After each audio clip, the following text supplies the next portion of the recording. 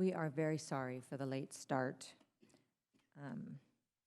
But we will now reconvene to open session. The board would like to remind the public that this meeting is being audio and video recorded and is also available via live stream. The live stream link can be found on the front page of the RUSD website. Trustee Sutherland, will you please report out on action taken in closed session? Yes, in closed session, the board voted to approve the appointment of Caitlin Netney for the position of principal, Rock Creek Elementary School. The vote was unanimous. Please stand and join me in the Pledge of Allegiance.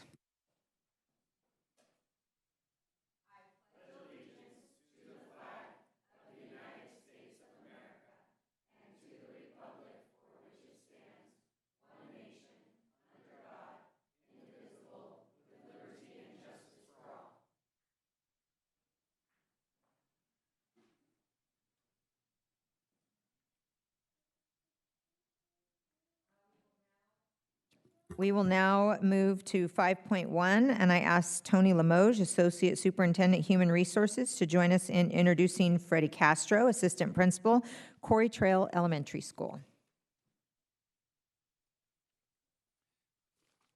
Thank you, President Hupp. Good evening, trustees, Superintendent Stock, Miss Georgia. Hey, it's that time of the year. It's my pleasure. I got a three-peat tonight of new administrators we're bringing in. And the first one I'd like to bring in is the new assistant principal at Quarry Trail Elementary School, Mr. Freddie Castro. Come on down.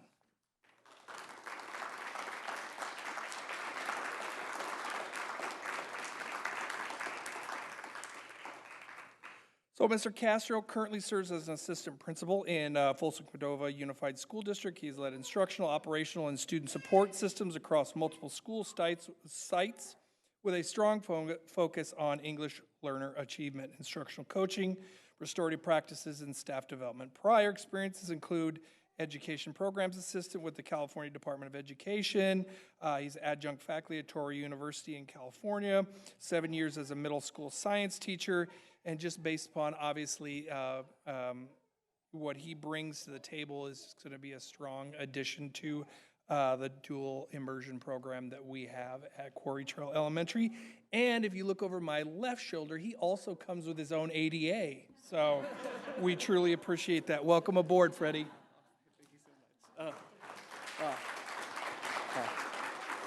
Thank you so much to President Hupp, members of the board, Superintendent Stock, our executive cabinet, and the general public.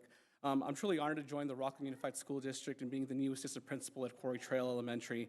I mean, this opportunity for me is especially meaningful because it really brings together my passion for instructional leadership, language equity, and really serving students and families. I look forward to partnering with our teachers, staff, and families to support every student while continuing to strengthen the incredible culture that already exists at Quarry Trail. Es un honor para mí unirme al Distrito Escolar Unificado de Rocklin y poder servir como el nuevo subdirector de la Escuela Elementaria de Quarry Trail. Como educador bilingüe y mexicano-americano de primera generación, este puesto tiene un gran significado para mí. Estoy emocionado por colaborar con nuestros estudiantes, familias y maestros para continuar construyendo una comunidad donde todos los estudiantes pueden aprender, crecer y prosperar. I look forward to not only serving Quarry Trail, but to contributing to the broader mission and vision of Rocklin Unified, to making sure that every student can experience educational excellence. Muchas gracias por esta oportunidad. Thank you so much, and let's go Quarry Trail Broncos.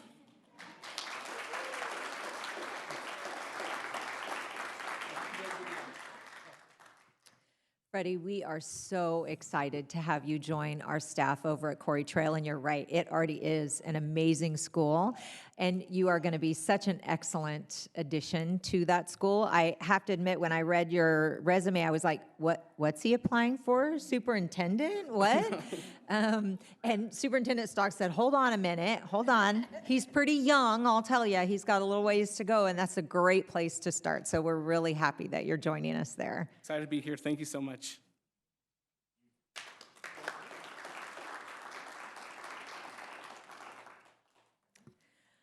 All right. Oh, I'll wait.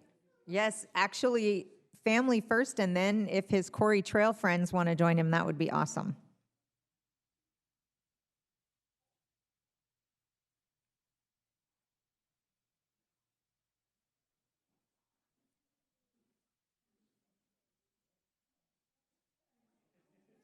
Yeah, the Broncos lunchbox. I love it.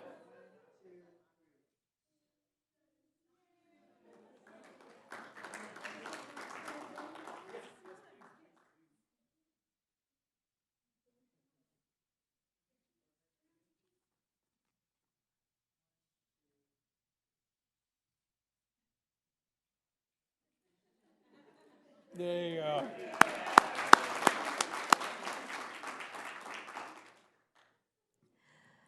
That was so awesome. All right, next, please introduce Bevan Glover, Assistant Director of Data Assessment, School Programs and Accountability. Come on down. They took my buzz on that one. They said your name. So Bevan was approved the last board meeting served recently as the principal of Rock Creek Elementary School. Led significant improvements in student achievement. Prior to joining us here at Rocklin, she served as a principal in Auburn Union, a district coordinator of English language learners, and an instructional coach, and held leadership roles in human resources, risk management, and board communication. She has always been an innovator throughout her career. I think she's going to do an excellent job in this position, and we're really delighted that she's going to be our next Assistant Director of Data, so welcome.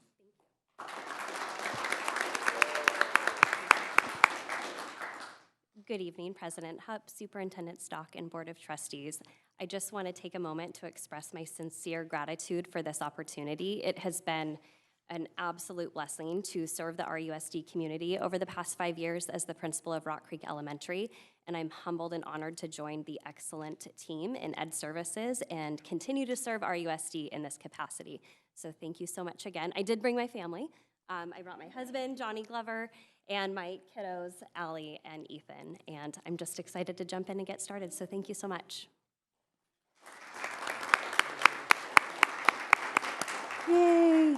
Thank you, Bevan. We are very excited to have you join this staff as well. We loved having you over at Rock Creek. You're an amazing principal, and that's why we knew when we saw your name come up for this that you would be just as amazing here at the district office. So welcome.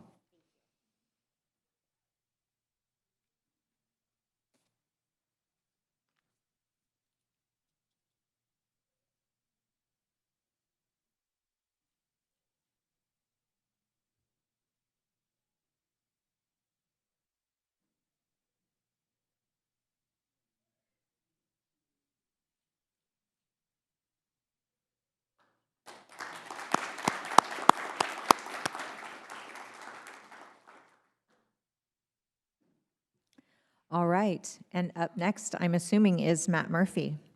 I don't have him on my list, but I know that that's who we're here for. Come on down. I told him, I said, I'm going to have a little fun with this. So I'm not going to have this. So my next introduction is the new principal of Cobblestone Elementary School, a face that we all recognize, but welcome to have him back in the district, is Mr. Matt Murphy. Come on down.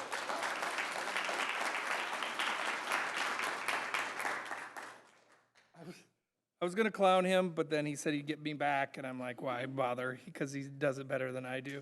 So most recently, Matt was the Assistant Superintendent of Human Resources for the El Dorado County Office of Education. Prior to that, he was the assistant, or he wasn't assistant, you were the Director of Personnel Services, had probably one of the greatest supervisors in the district office working for him. That's me. That's a joke. Come on, everybody. Prior to that, he was a principal of both Blue Oaks Elementary School in Roseville City, and he was also the principal of Antelope Creek. He is a well-awarded administrator. He was Personnel HR Administrator of the Year for Placer County and Axer Region 2. Central Office Administrator of the Year, was a teacher who makes a difference. We're excited to have him back, and ultimately, he is just a great guy, and it's good to see him back here again and have him back in the district. So welcome, Matt.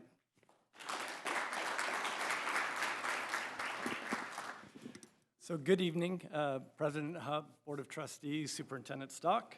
I'm going to start with a couple thank yous and then kind of go into some things about Cobblestone and then just kind of end with a story that is related to Cobblestone. But first, thank you to you, Board of Trustees, Superintendent Stock, for giving me the opportunity to come back to Rocklin. As you know, it kind of reminds me of that Dr. Seuss book, The Places You Will Go, but somehow I always end up back in Rocklin. And that really is a credit to everybody. Having the experiences of working in other places, you really do appreciate the things that go on in Rocklin that you don't necessarily find everywhere, and people don't realize that. So I feel very fortunate to be back, so thank you. Also want to say thank you to my wife, who's in the crowd here, Julia. In my journeys over my career, she's always been there at my side and been my cheerleader. And, you know, when you're moving around, sometimes it's not always easy, but she's always been there, so I want to make sure I say thank you. And then I also want to make sure I say thank you in kind of a recognition for Kathy Goddard. In my experience over my career, learning about effective principals and effective schools, those things that are supposed to truly have the greatest impact for our students, Kathy is an exemplar. You don't often find somebody who has served 24 years in the same setting. And if you guys know, Kathy pours her heart and soul into everything Cobblestone for those kids, and it shows. And I know those are going to be very big shoes to fill, and I'm aware of that. But I just have to give her credit. When you see someone who has spent their career having that impact, it's kind of what we all talk about that's supposed to happen for students, and it does. And so, in collaboration with her staff, she has created systems that truly meet the needs of students academically, behaviorally, socially, in the social and emotional range. And so I want to make sure that I give her credit. She's watching right now because she was asking, hey, it's not on yet. But she really is the model, I think, that we all aspire to as far as being principals. So I really want to recognize her that way. So really, as I jump into Cobblestone, I'm really looking at just building relationships, kind of setting that foundation, because it's not easy to follow somebody who's been there 24 years. And so that's going to take some time. And then the other part is just really service. Being someone who's going to serve the students, the families, the community, and the staff so that we can try to continue the great work that's already in place and just tweak things as we go along. So that'll be my ultimate goal. So I will just end with, so I was fortunate enough, thanks to Bill's help, to get over to Cobblestone for 2 days before the students left. So I got to participate in an assembly and get to meet all the students, which was wonderful. And then I got to meet the staff, so got to do a one-on-one meeting. So just a great way to kind of introduce myself and get connected. And then I'll share on the second day, they were playing the student staff kickball game. And so, of course, I got brought into that mix, which was fine, all good. Unfortunately, we have some work to do because we got blown out by the students. But in one particular inning, we were on defense, and I'm not going to brag, but I did make all three outs. And I share that.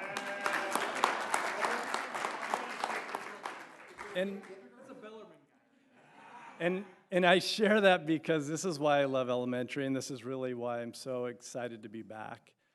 As a fifth grade student came up to me and he goes, Mr. Murphy, he goes, you haven't even started yet. You made all three outs. He goes, your reputation's already good. So I'll leave you with that. Thank you for the opportunity. Appreciate it. Matt, thank you so much. I do want to say, first of all, you are on my list. I skipped over you. That was my fault, nobody else's. I was a little worried.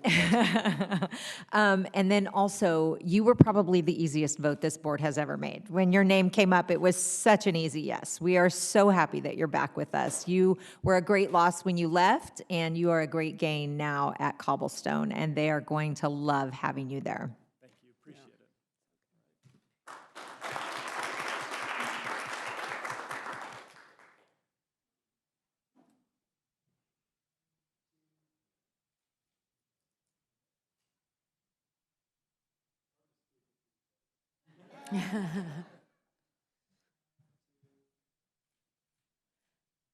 Matt, can I put you on the spot while you're still standing? Would you come over the podium? Yeah, really on the spot. So excited to have you. My jaw dropped. I called Roger. I'm like, how did we get him back? So excited. But since you're standing, today is Tony's last meeting. And I was wondering if you could share some embarrassing stories. No, I'm just kidding. I'm totally teasing. No, I didn't plan this. I'm just sitting Ryan, here can you thinking, please stop Matt's probably screaming? got some good stories, years of stories, right? You know, if we can, we'll let a few other things, you guys do your business, and then I will put together my whole list. Oh, without him here to defend himself, I'm hearing you say, yeah. That's the best part. No, I mean, it's been a pleasure to work with Tony. I'm very excited. He's stepping into some big responsibilities, as you guys well know. He has navigated some challenging circumstances from the time he started through negotiations to just lately, and has done that, I think, in a way that many people would have folded. And so I give him lots of credit for that. And having sat in that role, and it wasn't nearly as intense, some of the things with HR that people forget, you deal with some of the more difficult things. And so sometimes it kind of led me to, what am I doing? And why am I doing this? And Tony has always persevered through that and helped guide things in the best way possible. So I'll leave on a positive note with that, and then I'll keep the rest of the stories to a different time. Thank you. So, yes, thank you. I appreciate that so much. I just want to take an opportunity also to thank you so much, to thank Tony for his good work for the district. And I also had an opportunity to highlight that as being one of his big strengths, as being able to not be emotional during difficult conversations, and I appreciate that so much. It's a skill and a talent you've got, and you've used it to serve us well. So we wish you the best.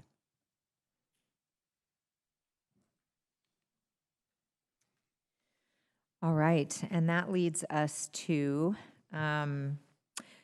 thanking all of you who came tonight to support your friends and family members. And while you're more than welcome to stay for the rest of the meeting, it will be so fun, I promise. We also know you are busy people and you have lives of your own, so you are free to go and enjoy them this evening. Now's a good time. Thank you so much for being here.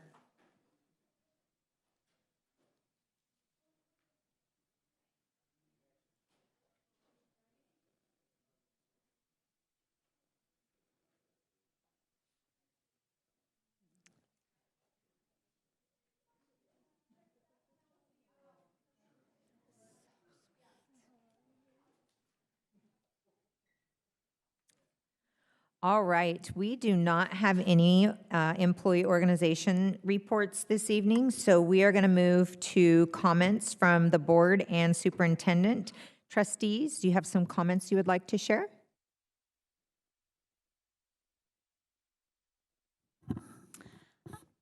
I'll jump in. It's always an exciting time around graduation season when we get to see a culmination of incredible work, not just a culmination of a year's worth of work, but for many of these students over a decade worth of work with Rocklin Unified. And I just wanted to take a minute to highlight, I was able to be at Springview for not one, not two, but three back-to-back promotions. And it was just so enjoyable to get to see the families come in, to see the students' appreciation. Each promotion was a little different from the one before it, and I liked that. It was unique to that class, that group of students. There were some that did personal, heartfelt testimonies from students to their parents, to their teachers. There were some retiring staff that were recognized. Two of them specifically combined gave over 60 years of service. I thought there was a beautiful video that they showed. But I also thought it was wonderful. There was a new award given out. Kiwanis came and participated, and to our knowledge, first time. They presented a Hope for America award. They chose one of our 8th grade students. And I just thought, how wonderful is that not just at a high school level, but at a middle school level, we have local organizations, national organizations that are coming and recognizing our students. And so I just wanted to do a shout out, not only to the students and the parents, but the many incredible staff, not just for the incredible career of teaching these students, but I have to say, that day ran very smooth. As I sat in the gym, literally, the parents came in one door, were exited out the next, as another group came in one door. And so it was a beautiful morning to celebrate a lot of hard work. So just a shout out of appreciation again.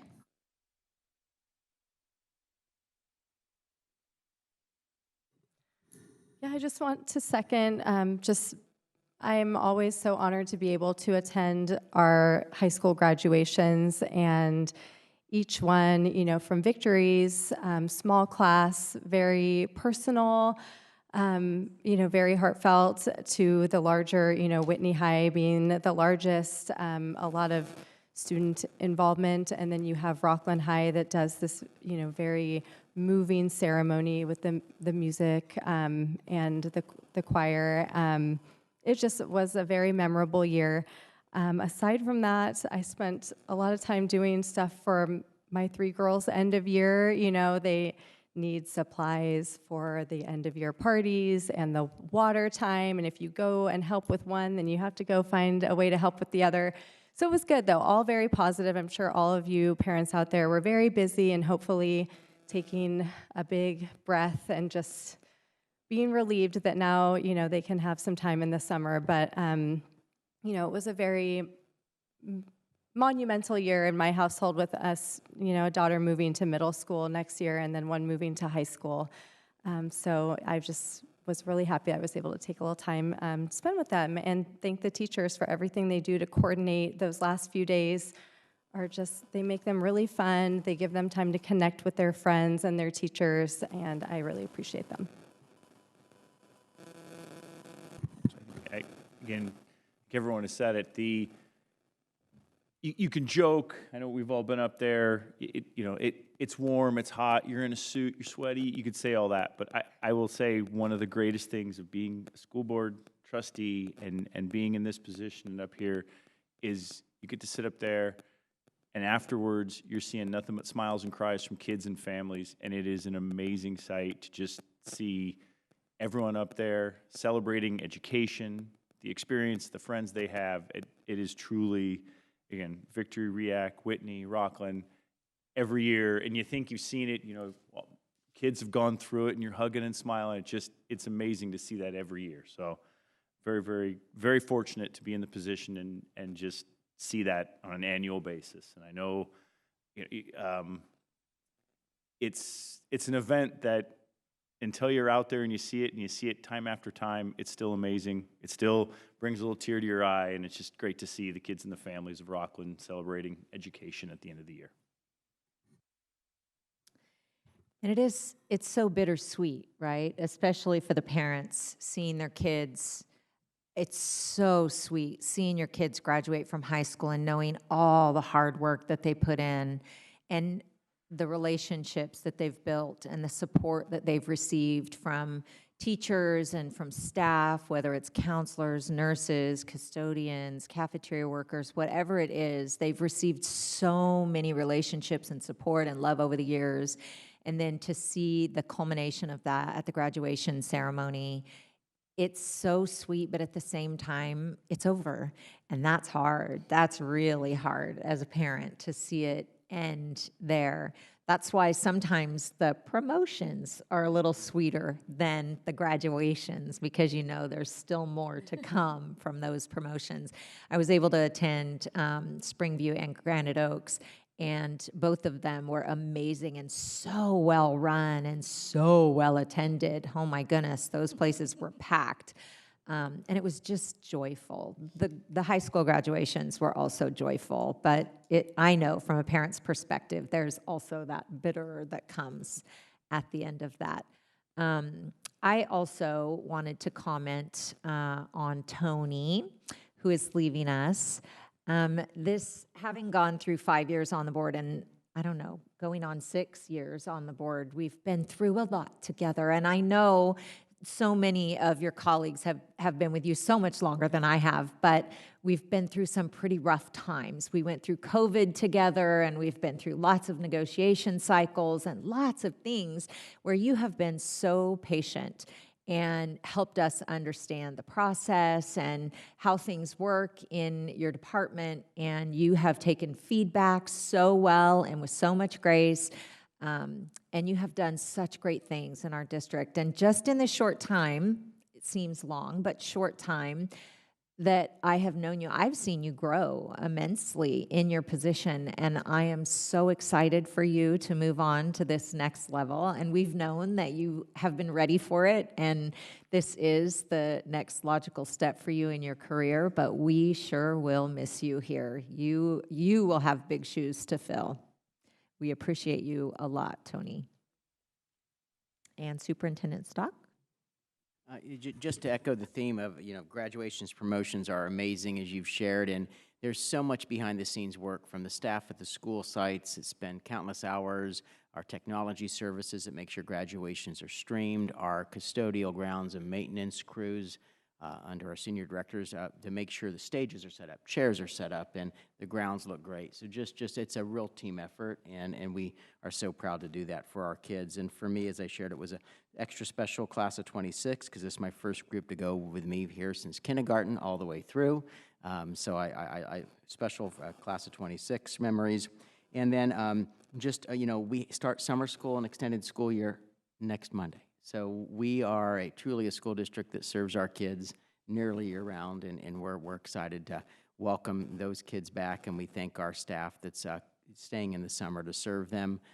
We're deeply appreciative. And then to Dr. Limoges, to Tony, just do appreciate eight years of just hard service, and really just done a really immense job with that, and truly appreciate your work and your ability to handle unpredictable situations in a manner that really has put us many times in a better spot and outcome, and truly appreciate that, and wish you just the best of luck in your superintendency in Livermore. So we are very excited for you, and you do have to stay for the full meeting though.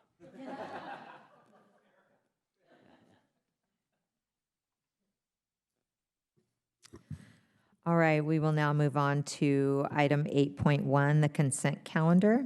All matters listed under the consent calendar are to be considered routine and will be enacted by one motion followed by a roll call vote. There will be no separate discussion of these items unless the Board of Trustees requests specific items to be removed from the consent calendar for separate discussion and action.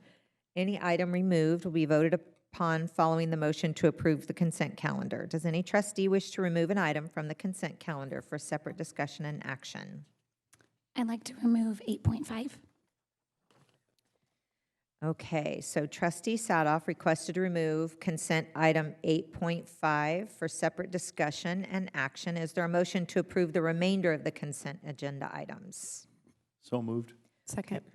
First by Trustee Counter, second by Trustee Price. Georgia, will you please call the roll? Rochelle Price, Yes. Tiffany Sadoff, Yes. Michelle Sutherland, Yes. Derek Counter, Yes. Julie Hupp. Yes, motion passes. Trustee Sadoff, would you please speak to item 8.5? Yes. So I pulled this item. This is our schedule, our regular meeting schedule. Having been through a few cycles now, I consistently hear that a board meeting the week before the start of school is difficult for many. It's difficult for students and families that are typically traveling, doing one last hurrah before they come back to school. Difficult for staff who may have taken a well-deserved break during July and are hurrying back to prepare for a board meeting and then turn around and prepare for reopening school. I've even heard from some of our teachers and leadership of our teachers that it's hard to be present at that meeting. And so I wanted to make a suggestion. I talked with our superintendent, conferred with him. Typically, there doesn't seem to be a need for the meeting to actually be the week before school. I'd like to propose that we allow staff, both our 12-month staff, but also our staff that are returning from a well-deserved summer break, that we allow them to focus early August on reopening schools and just move the August 5th meeting to August 26th.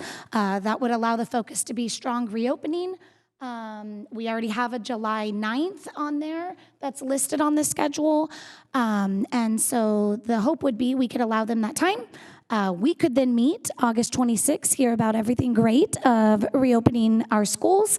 And then also the one suggestion that I heard was that would bump back-to-back meetings in September.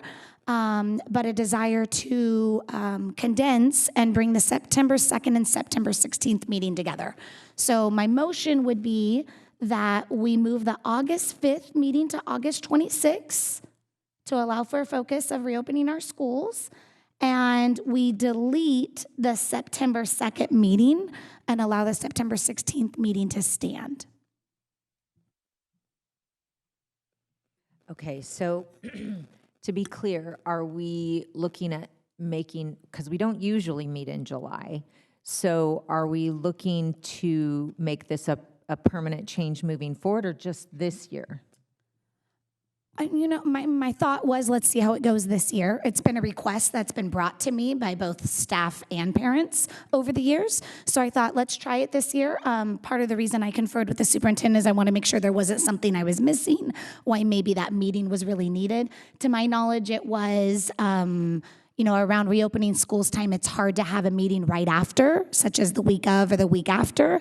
So on August 26th would allow them that time to reopen schools and then give us a full report on August 26th of how successful our schools reopening were. The other thought here was, since we already know that we do have a time sensitive, we need to meet July 9th, it allows us to handle any business July 9th if we need to before school opens. Okay, so we're just looking at this year. Okay, and then Superintendent Stock, can you maybe help us understand what is being condensed, what's being moved, and how that will affect the September meetings and what we do at the August meeting?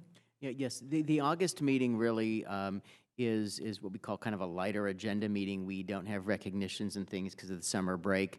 And really that is a meeting that we do a heavy consent agenda of items of just to get, contracts and things in place to open school. We don't have information items. We don't take usually significant action. It's really, and allows us to process all the needed board approvals, whether it be hiring and contracts to open schools. So I could work with staff to move as much of that as we could to the July 9th as a consent agenda items to get those items in place.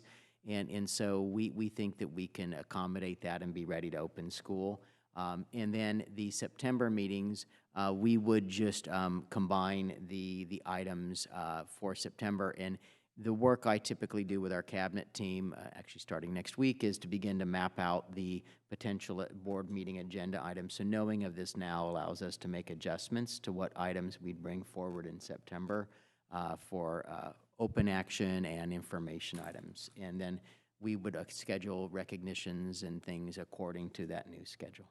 So if we do the meeting at the end of August instead of at the beginning of August, would we be adding recognitions and things to that meeting schedule since it's after school started? Rather than having the light meeting schedule early in August, we would have a heavier meeting schedule later in August?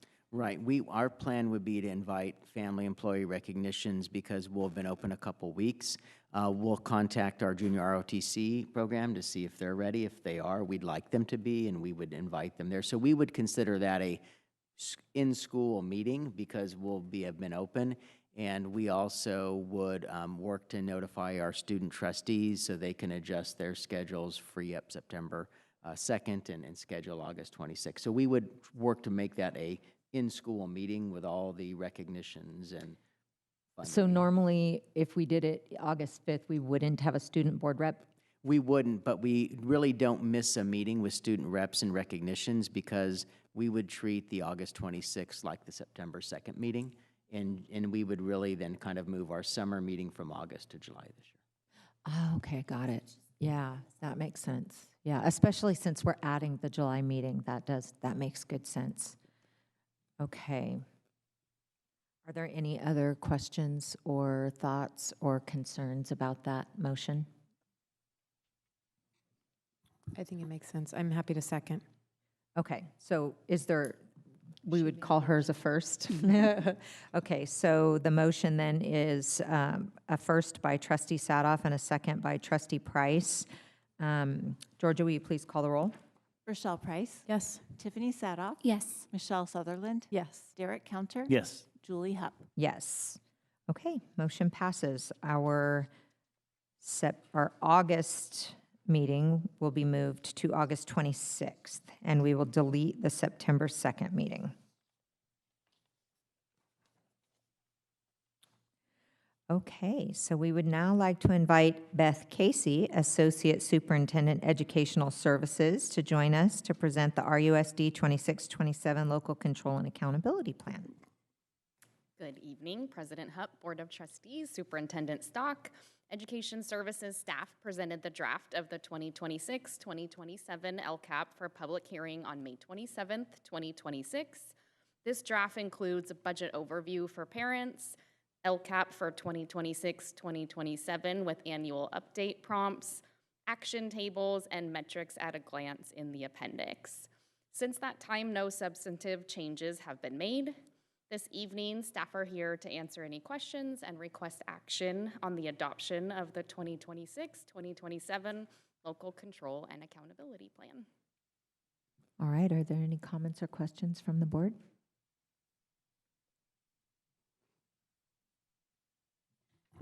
Just for those who may be listening in that didn't hear our previous meetings, there's been quite extensive work, and you've brought this before the board, and we've been able to discuss many of the areas incorporating this, and even some of our desires for our future goals as we start to look at our next 3-year stretch. And so, you know, a lot of that has been celebrating a lot of the great math improvement, but also looking at really wanting to focus in on not only some of the ELA improvement we've already seen, but really focusing in on that in the next 3-year goal. And so just to recap some of the conversations we've had before, I really appreciate the work you've done. Considering there's no substantive changes, I have no concerns tonight moving forward. Agreed. So is there a motion to approve the RUSD 2627 Local Control and Accountability Plan? So moved. Okay, first by Trustee Sutherland, Second. second by Trustee Sadoff.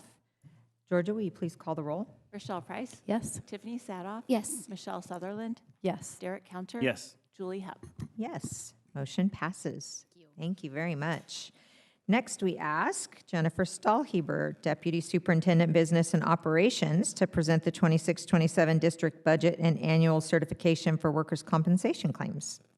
Good evening, President Hupp, members of the board, Superintendent Stock. Tonight I'm presenting the district's proposed 2026-27 adopted budget, along with the annual certification regarding our self-insured workers' compensation claims as required by Education Code Section 42141. As discussed during the public hearing on May 27th, the budget reflects the district's current revenue projections, expenditures, assumptions, and financial priorities for the upcoming fiscal year. Adoption of this budget will allow the district to meet statutory deadlines while continuing to support educational programs and operational needs. Also included is approval for its annual certification that the district has adequately accounted for the estimated accrued but unfunded costs associated with workers' compensation claims. Should the board approve this item, staff will return in August with any necessary revisions to reflect the final state budget and any resulting adjustments to district revenues or expenditures. Okay, are there any comments or questions by the board? All right, is there a motion to approve the 26-27 budget and annual certification for workers' compensation claims? So moved. First by Trustee Sutherland, Second. second by Trustee Counter. Georgia, will you please call the roll? Rochelle Price. Yes. Tiffany Sadoff. Yes. Michelle Sutherland. Yes. Derek Counter. Yes. Julie Hupp. Yes, motion passes. Thank you so much. And Jennifer, please continue with action on Resolution 252643, ordering an election to authorize the issuance of general obligation bonds, establishing specifications of the election order, and requesting consolidation with the November 3rd, 2026 election. Okay, thank you. At the May 27th board meeting, staff presented a draft resolution, provided an overview of the district's facility needs, including modernization projects, essential repairs, and campus improvements throughout the district. The resolution before you this evening incorporates a project list, ballot language, and tax rate statement required for placement on the measure on the November ballot. Tonight we also have John Isom with us. Come on up and join us.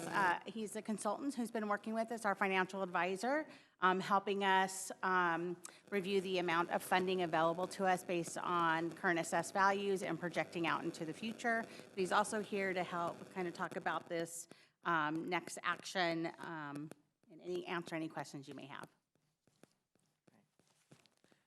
Good evening. I had to look back at my calendar to realize I've been working with you guys for over a year now. When you go back to the, and I was like, okay.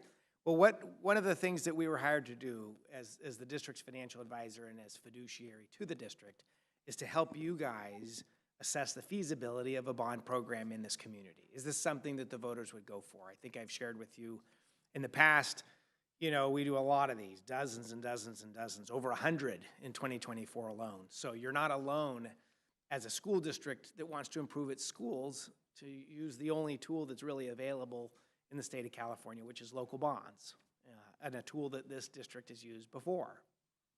Part of our challenge was to assist you in helping you find out what we think is the right program from the district, but it was a partnership. So not we, John Isom, but we collectively with the district. You guys have had extensive discussions with the community. We conducted a scientific voter survey poll via telephone. We performed the financial analysis, and all of that information is now culminating in this resolution that you have before you this evening. So just a couple of very brief highlights, and then I'll pause for questions. But $288 million is what the tax base can afford, and in our opinion, what the voters are willing to support. That's an important distinction. This would incorporate a no tax increase bond program. As you have an old bond dropping off, the idea is to replace it with this one. Very attractive, I think, in many respects. While today's tax rate is much higher than $60, going forward, the new bond program, the tax rate will be capped at $60. And then as this resolution includes language about the tax rates in the tax rate statement, the ballot language, the 75-word paragraph that voters will see when they go cast their vote, and then Appendix A, which is the detailed project list, for voters to understand, okay, where are these dollars going to go? What kinds of improvements? And I have to give the board credit and district staff credit for spending a lot of time in trying to get this right here in Rocklin Unified. You really should be commended because you've spent a lot of time trying to figure out what do the voters in this community want to support. And so that's what you have before you. If approved by the board, this then gets submitted to the County Registrar of Voters, directing them to do a number of things, obviously, on your behalf, but most importantly, conduct an election that would put a measure in front of Rocklin Unified School District voters that, if approved, would give you the authority, again, to access $288 million in combination with state dollars to make all of those improvements that the district has elected to do. So, congratulations for getting this far. This is a monumental step, but I think a well-deserved opportunity to give the voters a chance to vote and have their votes heard as well. Okay, trustees, just so we know what to expect. First, if you have any questions for John, we'll do that. And then we have one comment from the public that we would like to hear. And then we can still have a conversation. We can still discuss after. So this isn't our only opportunity. We can ask questions now, but then we will still discuss after public comment. So are there any questions for John?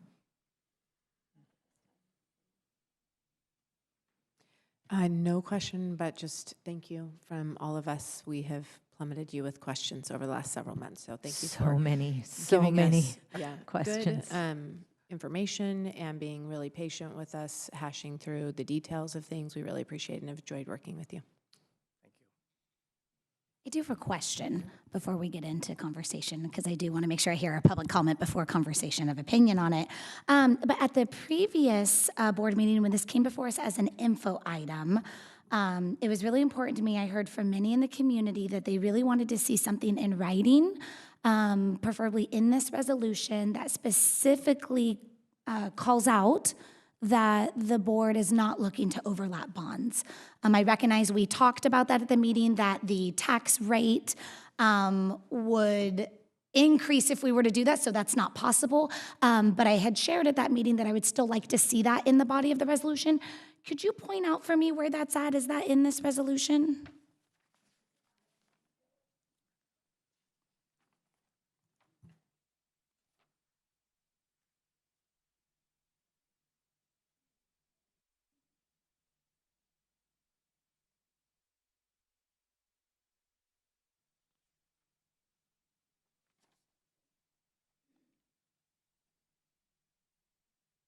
It was added, by the way. So just a matter of finding it. No problem. I'm happy to wait. And I know there was a few other items. I did find those. I know in the appendix, there was an item which I actually think might have been pre-existing, but we wanted to highlight, or I wanted to highlight, there were some concerns I had heard from individuals about how the project list was going to be prioritized. And I did notice that there is a statement in there that the board would be providing that prioritization. Is that correct still? Yes. Great. Okay.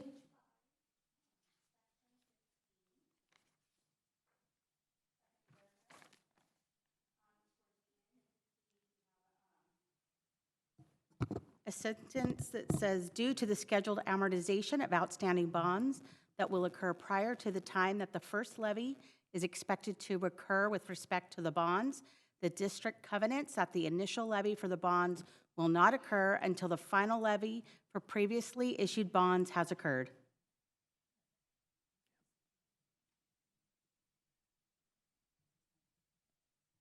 Perfect. Thank you for highlighting that.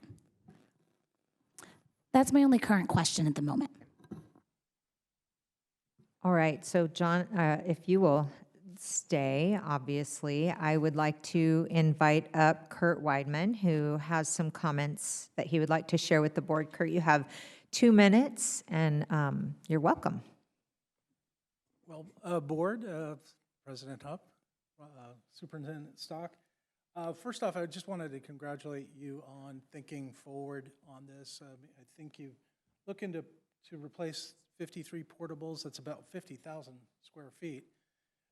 They've been out there for 20 to 25, 30 years, and a lot of schools and a lot of boards and a lot of districts don't think, but they don't look bad now, but it's going to take a while to get them replaced. So thinking forward on that, and just and then also the opportunity to get in the state's pocket, probably maybe $41 million to do that with the modernization money if the school facilities program is reenacted and funded. So that's another positive that you can leverage that money and go for it. So I won't use all my time, but I just wanted to, stand in support of that. Thanks. Thank you so much.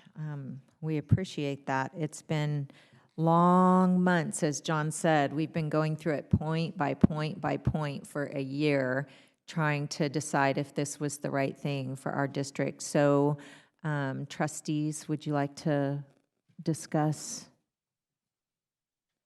Did you want to add? No? Okay, you're just here ready. Okay. Got it. I can start first if you want. I just have a few thoughts that I've prepared, tried to gather my thoughts before. So as someone who generally approaches government spending with caution, I do not support every tax proposal that comes along. In addition, I believe taxpayers deserve accountability, transparency, and proof that their dollars will be spent wisely. And for the following reasons, I support this school bond. First, this measure is about taking care of what we already own. Our schools are aging. 15 of 17 schools are more than 20 years old, 7 are older than 30 years, and 2 are older than 60 years old. And we purposely have not gone out to our taxpayers since 2002. We have invested as much as we could, including last year's $58 million capital facilities program and $1.5 million in district safety. Our schools are community assets, and like our homes, roads, and public safety facilities, they require maintenance and upgrades over time. Delaying necessary repairs doesn't save money. It often leads to larger and more expensive problems in the future. Second, strong schools help protect and strengthen property values. We know why a majority of the residents chose to move to Rocklin, and frankly, why they don't leave. Our great schools draw great families. Whether or not a resident currently has children in our schools, the quality of a community's schools remain one of the most important factors families consider when choosing where to live. Modern and updated schools contribute to a local strong economy and a desirable community. In addition, facilities matter as we continue to do our part to recruit the nation's best teachers. Third, this bond is about preparing the next generation for success. Every student deserves access to safe, modern learning environments that support their education and prepare them for college, careers, military service, and life. It is about ensuring that students have the tools and the facilities they need to reach their potential. We want the students at our oldest campuses to have the same experience as at the new campuses. Most importantly, this is a local investment with local oversight. A mandatory Citizens Oversight Committee is mandatory to review all expenditures. The funds generated by this measure stay in our community and can only be spent on approved projects. They cannot be taken by the state and used elsewhere. And as trustees, we have a responsibility to ensure those dollars are spent responsibly and transparently. I have personally done months of community outreach. I have engaged with community members, civic leaders, the Chamber of Commerce, HOAs, and other community groups, making phone calls and sending emails, attending and answering questions at our town hall meeting. I've read through the emails and input that our community has sent on our website as well. I've shared information, and I've spent a lot of time listening. I've taken notes, and I believe our community wants to extend their commitment to our schools. The need to strategically enhance our facilities is huge. We aren't overlapping taxes. We can capture state funds with a match available. The feedback from our community is overall positive, and I believe that the time is right. I encourage my colleagues to join me in their support and voters to review the facts, ask questions, and consider the long-term benefits that this measure will provide for our students, our neighbors, and our community as a whole.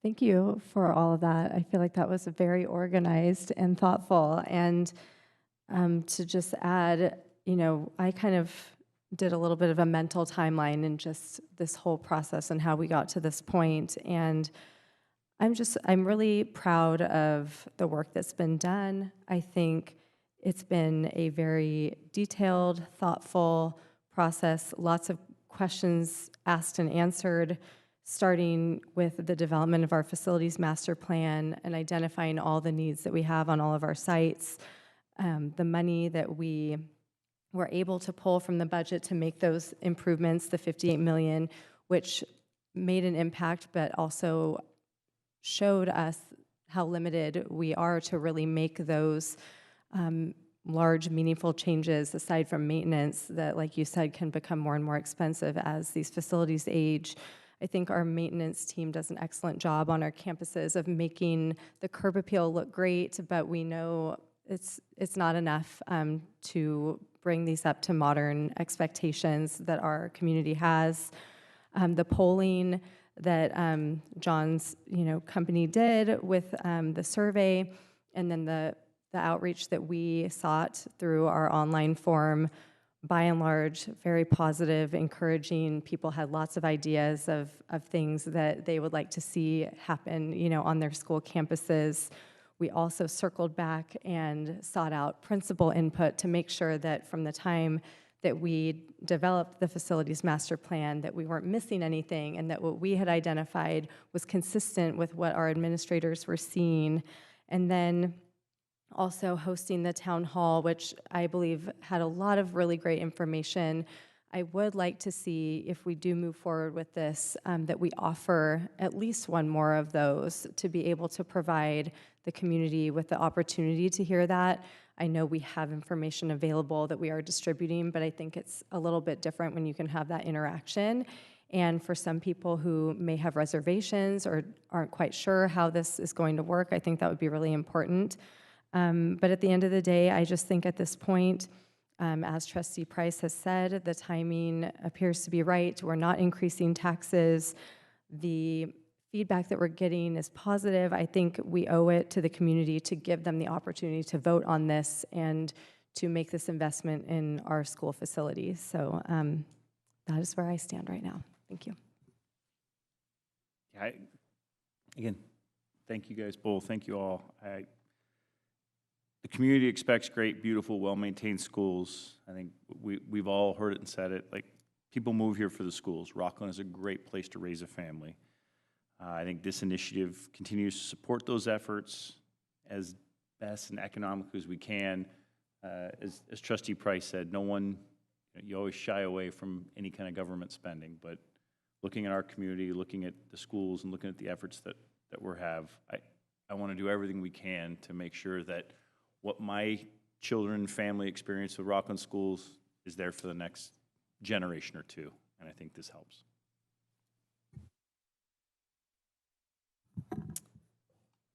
I appreciate my colleagues' comments tonight and our speaker tonight. There's been lots of comments in the community. I've been able to not only meet with some groups, but also, that was mentioned, but also individuals in our community. And I have to say, we've had several conversations, our board study sessions, our town hall, and I think it's been great as we've been able to learn in this process, ask a lot of questions. I will say, if I'm being honest, some of my colleagues have heard this before, but when I was first elected, there were a few requests I made of our superintendent, and one of them was, don't ever come at me with a school bond. And my heart behind that was, it was really important to me because when I was elected, we had just gone through a period of time where, we had been looking at our schools, but there was a lot of maintenance that needed to be done on our schools. And it was really important to me that we prioritized in our budget putting money back into our facilities, that we were diligent to look under every single rock and try to get every matching dollar from the state we could. And I appreciated my superintendent's response. He said, then maybe you should get on the facilities committee. Because at that point, I said, there's got to be money somewhere for facilities. And I have now been on the facilities committee over 4 years. Typically, our committees, we alternate them every year. But I've continued to stay on it because I have been committed to trying to find every dollar to make sure that we have excellent facilities. Our students are getting an excellent education. They are deserving of excellent learning environments, and our staff are deserving of excellent workplace environments.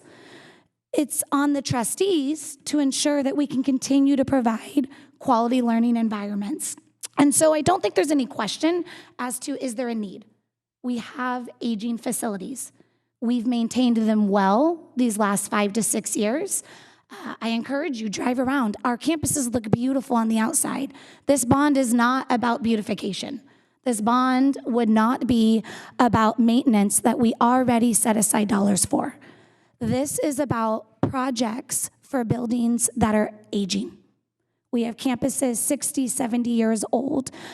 We reach a point where when you look at the dollars and cents, you can only repair an HVAC unit so many times before you actually need to replace it. As a homeowner, I'm learning that reality, having bought a used home. And I will say I've appreciated the many hours, painstaking hours and questions that I've asked to really understand our finance. Not only have I served on the facilities committee, but also the audit committee, to really make sure that we look at where our dollars and cents are going and where can we save money. Trustee Counter and I were originally able to be on the committee together to look at the facilities master plan. And I remember the first proposal given to us was over $600 million. And what did we do? We sat down for hours and went campus by campus and said, is this really needed for this campus? I don't want to copy and paste. I don't want an assessment of 3 random campuses and then we say every campus needs that. I want to know what each and every campus needs so every one of our students can have a successful experience no matter where they live in the city of Rocklin. And we were able to pare that down. We were able to say, what we really need is around $400 million, a little under that. And that's what gets us to where we're at. We've been able to invest the 50-some million in the past with our one-time dollars, but we still have a gap. Where do we get the remaining dollars? And I do think we're reaching a point where we have to decide as a community, what do we do as our city essentially builds out? As we have families that come and move and stay, we still have students that need to have facilities that they can learn and they can grow in. And I gave an example recently to our superintendent. I was actually meeting with a local realtor. And she said, will you please call this family? They want to move from out of the area to Rocklin for the schools. I said, oh, I love those calls. I get them often. She said, but here's the thing. The house they want will slate the child to go to one of the older schools you have. And they want to go to a pretty new school. Because they drove by the newer school and it looked a lot better. And if I'm honest with you, I understand that concern. But that's the responsibility of the board, to make sure no matter where a family lives in this city, no matter what school they're slated for, they get a phenomenal experience, whether they live off of Midas or they live off of Whitney Ranch. And so I do believe there's a need. I don't think there's a concern over the need. It's how do we meet that need? And for me, there were a few areas that were important to me, and I don't want to be long-winded, but I do think it's important that we look at this wasn't just a resolution that was just brought to us. we really went back and forth for an extended period of time to look at what's important for our community. And I think in our community, it's really critical. Not only were we able to get the dollar amount down to really make sure the projects that we're going to do are the projects that we need, there's an accountability measure put in place, our oversight committee. We've been very vocal about that we will have an oversight committee that is not just individuals that have been planted on that committee, but these are individuals involved in our community that represent our businesses, that are homeowners, that will ensure in 5 years, 10 years, 15 years, these dollars, hopefully we're all here then. I've got a 2-year-old, so I'm not planning to go anywhere for at least 16 years. But I want to make sure we have accountability measures in place that will hold this bond all the way through its term. And I believe that will help with that. I will say, in looking at some of the comments that were written in and in talking with individuals, there was a little bit of confusion over CFDs and Melrose. And so I do think it's important as a trustee that I speak to that for just a minute. I've learned a lot about school finance and facilities, and Jennifer's laughing because how many times have I called you, Jennifer? I need you to give me some data on this. But our CFDs and our Melrose, that's specifically for specific areas. What we're looking at is we have 17 campuses that all have needs. This is citywide. This is district-wide. And so those CFDs that are some are nearing their completion, they're serving purposes in those sections of the community, but they are not able to be utilized for other areas, and they have been spent. So we have to find a solution of how we help our entire district, all 17 of our schools. I've already mentioned the overlapping bonds piece. I think that was a really important piece. When this was first presented to us, there is the option that actually many districts in the state of California, they opt to overlap bonds. We've made it abundantly clear. I've heard from many community members that that's not a desire, and that's been written into the resolution, that there would not be an overlapping. We would wait until there was a fall off before that is pulled. And so I'll just end some of my comments with, I do think it's good for those that have talked to me via phone or we've grabbed a coffee together. This resolution tonight is not anywhere saying the trustees are deciding and voting on this measure. What it is to say that the trustees are discussing the option for it to be on a ballot so that voters can decide if this is what they want. And I think that's an important distinction that for people to understand. I have heard from some that are concerned, but as I've talked with them, they've understood there are some cases where it's necessary to make sure that we have excellent facilities. We say we have educational excellence. I want to make sure every one of our campuses not only academically lives that out, but also the facilities that our students are in, that they're safe and great learning environments. So because of that, hearing my colleagues that are in support, hearing support from many community members, I support the option to allow this to go on as a ballot measure for our community to tell us what they want to do with the dollars and cents, because at the end of the day, it is their dollars. And I look forward to continuing to hear more comments in the next few months as this goes on, but I am in support of putting it on as an option for voters. Excellent. Thank you so much, all trustees, for all of your comments. I had many that I wanted to make, but they have already been made, and I won't say them just to hear the sound of my own voice. But I do want a couple of things. Number one, the one thing you hadn't said yet and then said at the end that I was going to say was our vote is only to put it on a ballot so that our voters can decide if this is what's right for their community or not. We do not have the power to make this happen. This is completely up to our community. We only have the power to give the community the option of making this happen or not happen.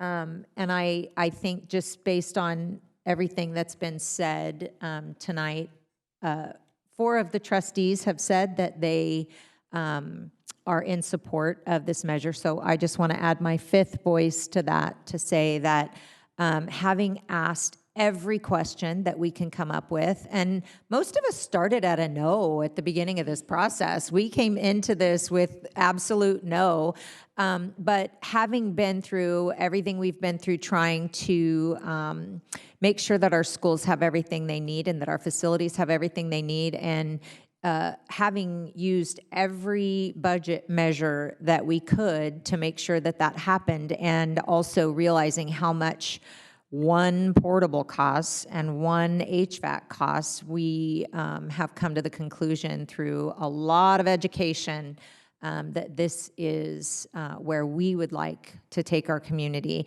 I do have one point of clarification, though, because I have read and talked to several people about Melrose. Can you clarify?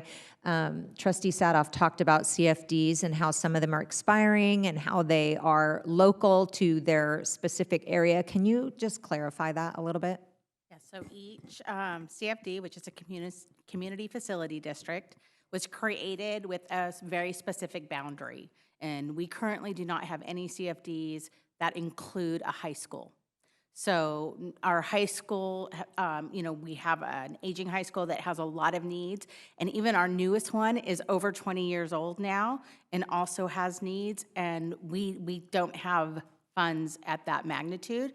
We know our high schools have much larger needs, larger populations, a lot more specialized programs available to students. And so this is really the tool that we can use to bring them up to the same standard we want and we see in our new schools. And what are Melrose, and do we have them in Rocklin? Yes, we do. We have 3 CFD districts. So that's a Melrose, and it's funded differently. It comes from the people in that specific boundary for that CFD, whereas a general obligation bond serves the entire city, community, and anyone who owns a piece of property is assessed for the GO bond. Excellent. Thank you for clarifying that. I know that's been a point of confusion in our community. Is there any other comments or questions based on what we've heard each other say? Okay.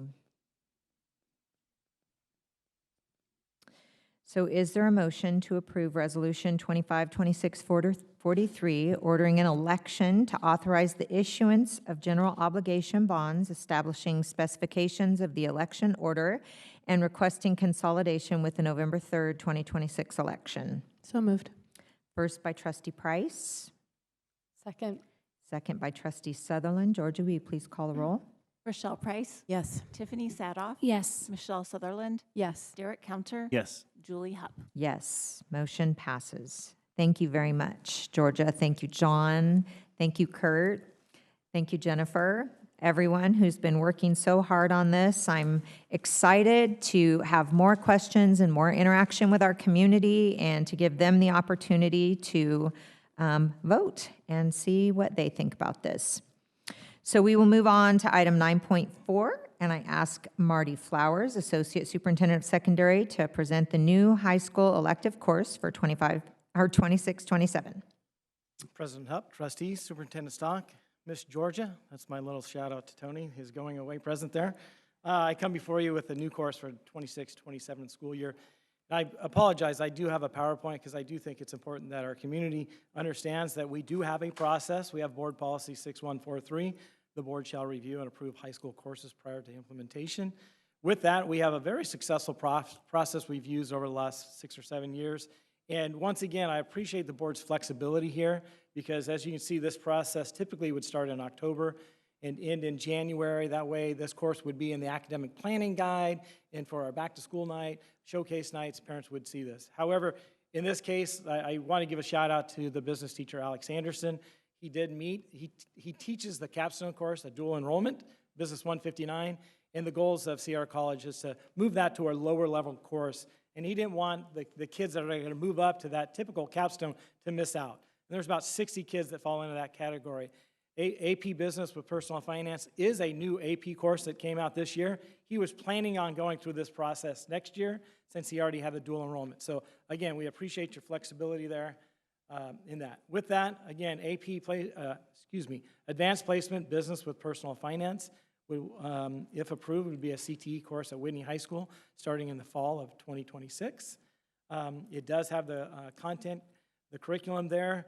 There's 5 units. Unit 3 is broken into an A and B, and you can see the material that's there from business to marketing to personal savings to accounting and even personal goals and budgeting and investing.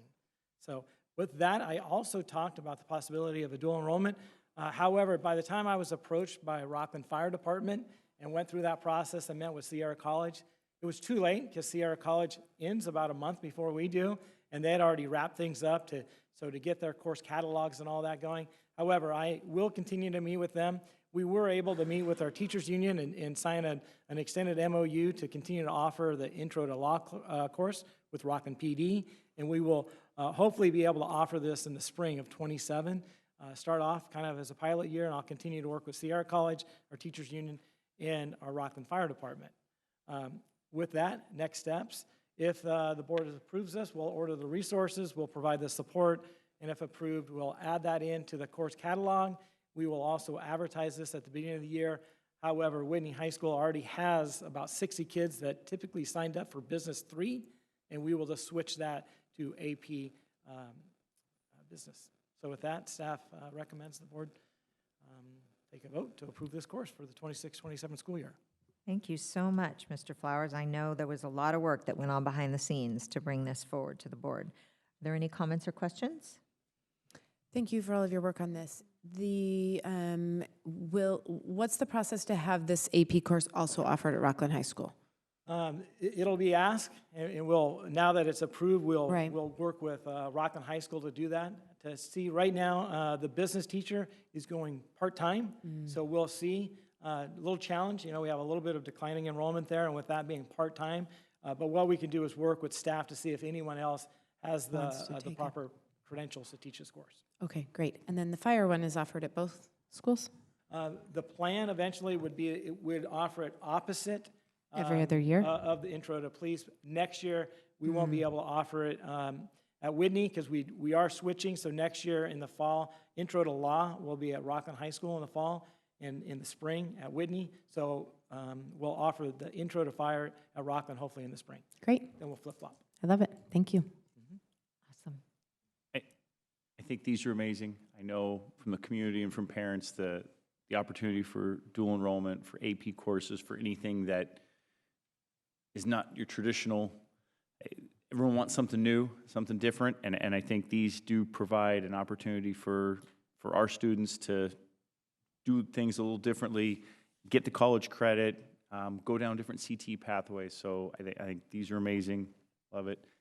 Please keep them coming. I know it's a balance, right? If we had nothing but time and space and facilities, we could do everything. But keep bringing them through. Super appreciate the process. And I think this is, these are the right things that our kids are looking for. Great, thank you. All right, is there a motion? Sorry, were you going to say something? No, I just agree. I think it's a very timely addition to what we're offering here with the changes with personal finance and just parent interest in having their kids learn practical skills, and in this case, able to get AP credit along with it. So thank you. All right, so is there a motion to approve the new high school elective course for 26-27? So moved. First by Trustee Counter. Second. Second by Trustee Sadoff. Georgia, will you please call the roll? Rochelle Price. Yes. Tiffany Sadoff. Yes. Michelle Sutherland. Yes. Derek Counter. Yes. Julie Hupp. Yes, motion passes. All right, and do we have any public comment? Okay, then our board bylaws require 2 trustees to place an item on the agenda. Trustees, do you have any items to discuss for consideration on the pending agenda? Okay, then our meeting is now adjourned to closed session. Thank you, everyone.